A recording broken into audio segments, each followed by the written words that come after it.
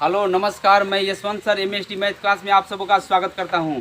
आज के क्लास में समरूप और सर्वांगसम के बारे में बताने जा रहा हूं, जो मैट्रिक के एग्ज़ाम के लिए बहुत ही महत्वपूर्ण है। अब आप लोग ऐसे मार्क देखिएगा तो समझते हैं जो क्या है। इस मार्क से समझते हो ना जो क्या है। Yes sir. अब इस ऐसे चिन्ह रहता है, इसको क्या कहते हैं? इसको क्या कहते हैं? सर्वांगसम। यह समरूप है। अब ध्यान दीजिएगा कि अगर एग्जाम में अगर आ जाए कि दो त्रिभुज समरूप हो, तो उसके संगत भुजाएं क्या होती है? उसकी संगत भुजाएं क्या होती है? समानुपाती होती है। क्या होती है? समानुपाती। जब दो त्रिभुज समरूप हो तो उसकी संगत भुजाएं समानुपाती होती है। और संगत कोण क्या होता है? बराबर होता है। क्लियर?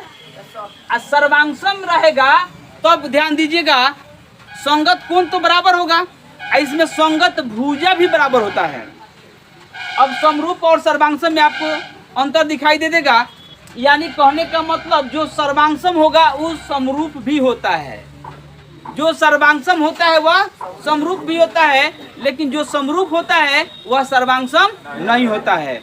अब ध्यान दीजिएगा कि अगर यहाँ आपको सर्वांगसम दिखाई दे दिया है, कि सर्वांगसम का चिन्ह दिखाई दे दिया कि सर्वांगसम है।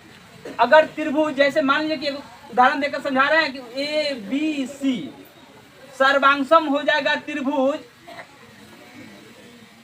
E F G. अब यह सर्वांगसम दिखाई दे दिया कि यह त्रिभुज जो है इसके सर्वांगसम है। सर्वांगसम का अर्थ होता है बराबर, यानी एक त्रिभुज दूसरे त्रिभुज के बराबर है। तो अब बराबर हो जाएगा तो दो त्रिभुज सर्वांगसम हो, तो उसके क्षेत्रफल का अनुपात क्या होता है? 1:1। दो त्रिभुज सर्वांगसम हो तो उसकी संगत भुजाएं क्या होती है? बराबर होती है। अगर दो त्रिभुज सर्वांगसम हो तो उसकी संगत कोण क्या होती है? यानी कहने का मतलब है कि जब सर्वांगसम रहेगा तो संगत भुजा बराबर, संगत कोण बराबर और उसके क्षेत्रफल भी बराबर।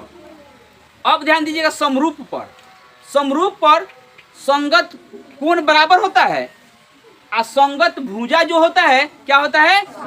समानुपाती होता है।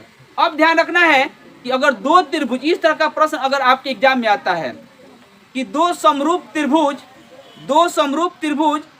के संगत भुजा का अनुपात 3:4 है।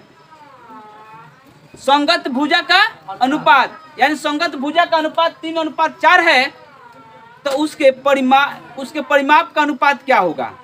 तो उसका परिमाप का अनुपात यही रह जाएगा, उसमें कोई परिवर्तन नहीं होगा। लेकिन दो त्रिभुज समरूप हो और उसके संगत भुजा का अनुपात 3:4 दिया हो तो क्षेत्रफल का अनुपात क्या होता है?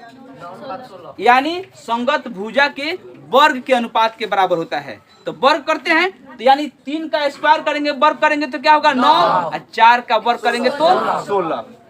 ध्यान दीजिएगा, अगर दो समरूप त्रिभुज के क्षेत्रफल का अनुपात 16:25 तो उसके संगत भुजा का अनुपात क्या होगा?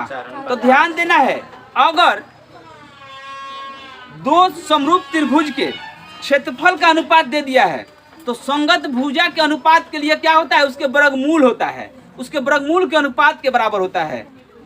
क्लियर? यह सवाल क्लियर हो गया ना? समरूप और सर्वांगसम में कोई दिक्कत है?